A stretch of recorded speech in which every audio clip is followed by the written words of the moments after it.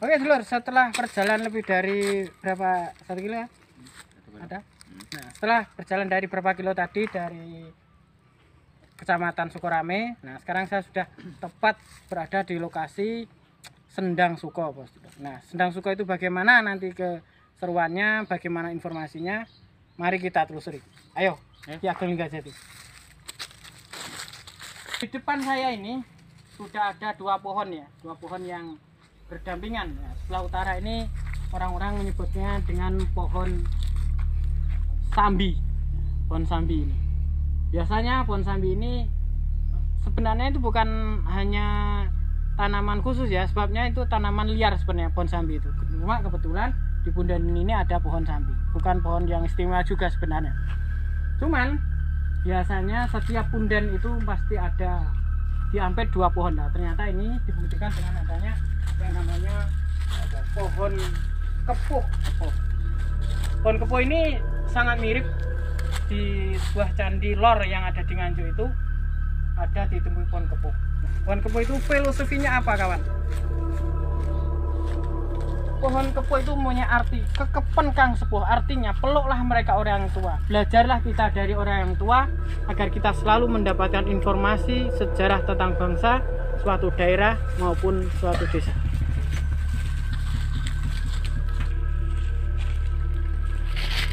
Baik, di tempat ini ada sisa-sisa sesaji ya, yang dilakukan oleh masyarakat lokal setempat. Biasanya ini dilakukan ketika ketika ada hajat ya, seperti nikahan atau acara-acara yang lain.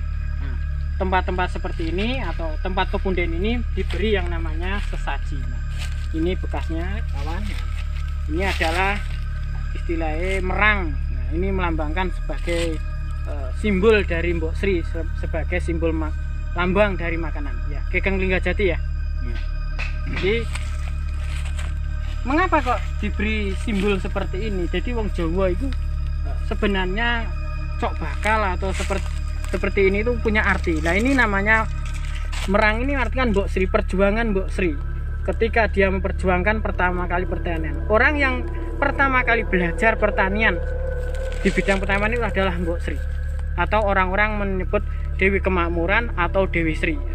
Dewi Sri itu juga bukan orang sembarangan, kawan. Memang dia itu salah satu dulu orang yang belajar pertanian pertama kali di Pulau Jawa, yang kemudian mengembangkan sampai sekarang diteruskan, sehingga inilah menjadi awal dari tonggak awal sejarahnya padi itu tidak lepas yang namanya Mbok Sri.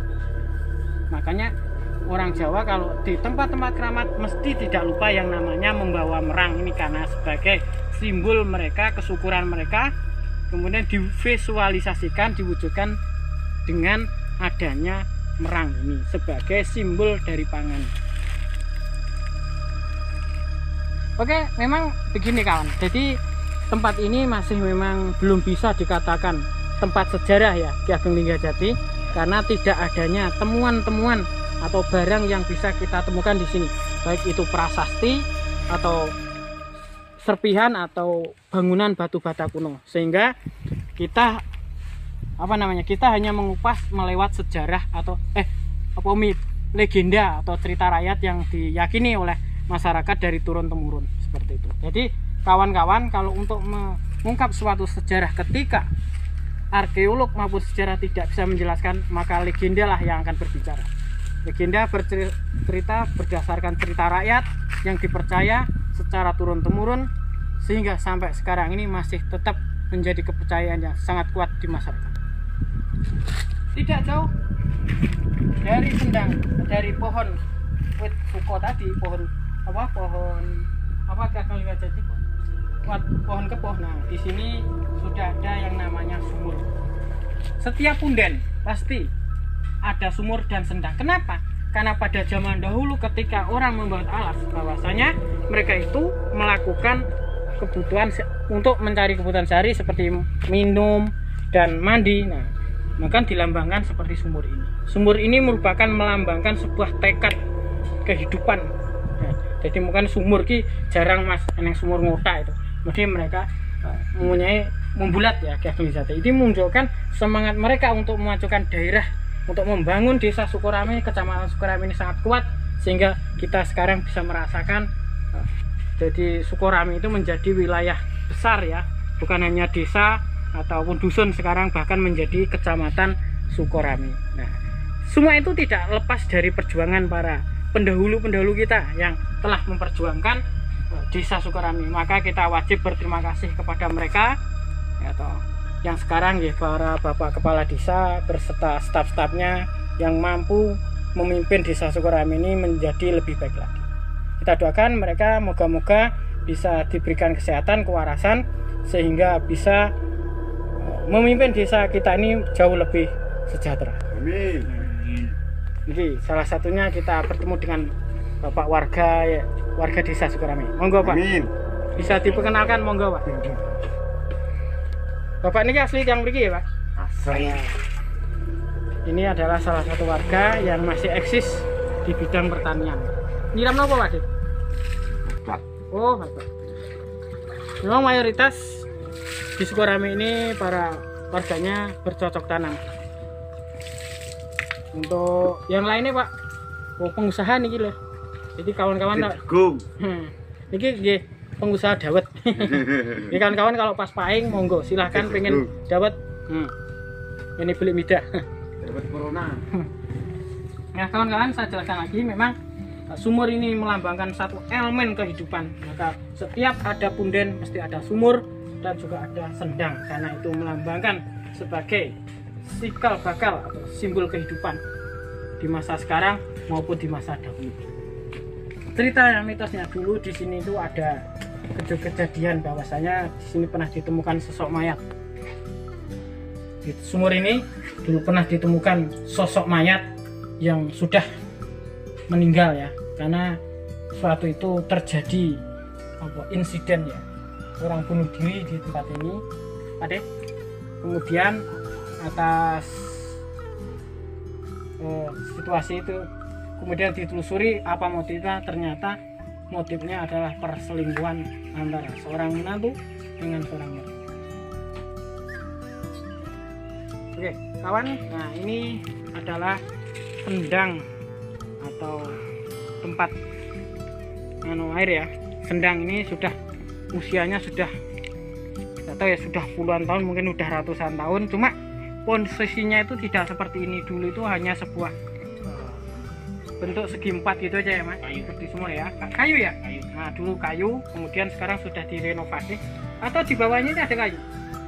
Jadi kawan, untuk menjaga agar kelestariannya tidak rusak, amblas atau ambrol, maka di sini itu di bawah sini itu ada kayu jati ya Mas Droman. Ketika kita review di mana tuh, di Ngentak, itu hampir mirip sekali. Itu masih ada, jadi tangkis segi empatnya itu terbuat dari kayu jati. Nah herannya, yang istimewanya itu pada terendang air di Ageng Linggajati ya, itu tidak rusak atau dia gapuk atau sehingga masih bisa kuat mentopang. Jadi tiga nih sudut-sudutnya nggak bermasalah. Kemudian atas perjuangan dan swadaya masyarakat akhirnya dibongkar seperti ini sehingga kelihatan lebih bagus. Mungkin dari sebelah selatan ini kawan, ini namanya pohon suko ya.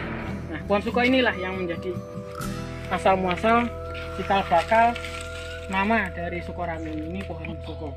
Tapi kalau keterangan dari Mbah Yo, salah satu warga desa Sukorame, kalau sukonya di sini, ramenya di pasar, karena pada sekitar tahun dulu pada penjajahan Belanda di situ pasar itu pernah dibakar oleh Belanda sehingga sangat ramai sekali. Maka darani Sukorame itu perpaduan dua tempat ya, di sini sukonya, terus ramenya di pasar sana.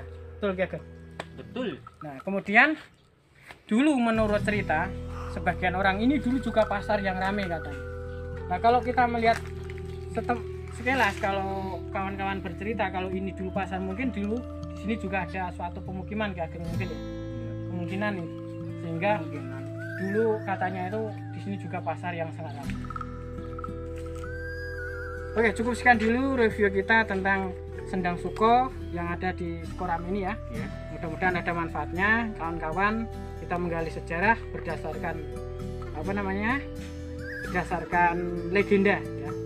Cukup sekian dulu, mudah-mudahan ada manfaatnya. Saya ingatkan yang belum like, comment, subscribe, monggo silahkan Anda like, comment, subscribe di Dragsman LA dan Arek Kenai dan Aryo Sutapan agar Anda selalu mendapatkan informasi tentang alam sekitar. Oke, selalu berkarya untuk kemajuan bangsa.